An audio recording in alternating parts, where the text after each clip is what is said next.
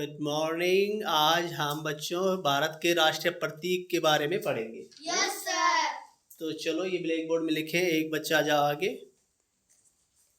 एक बार देख लो, मैं उच्चारण कर देता हूँ। भारत के जो राष्ट्रीय प्रतीक है उसमें सबसे पहले लिखा हुआ है भारत का राष्ट्रीय ध्वज। तो भारत का राष्ट्रीय ध्वज क्या है? तिरंगा। तिरंगा। चलो लिखो।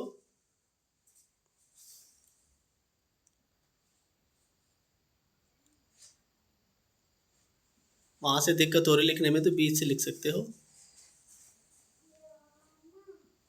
भारत का राष्ट्रीय ध्वज क्या है? तिरंगा। तिरंगा। भारत अगला है भारत का राष्ट्रीय गान। भारत का राष्ट्रीय गान क्या है? जन गण मन। जन गण मन। गुड।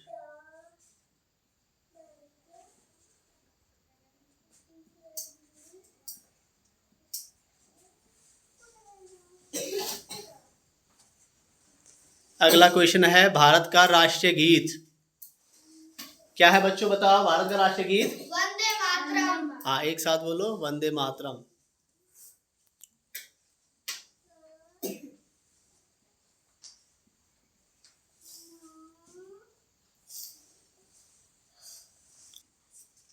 अगला है भारत का राष्ट्रीय पशु। बाघ। बाघ।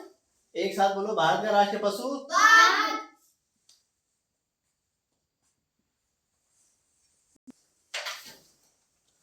भारत का राष्ट्रीय पुष्प।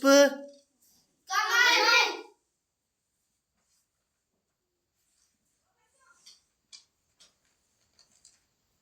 कमल। भारत का राष्ट्रीय फल। आम।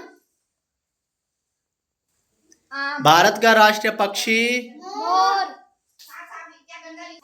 भारत का राष्ट्रीय खेल। हॉकी।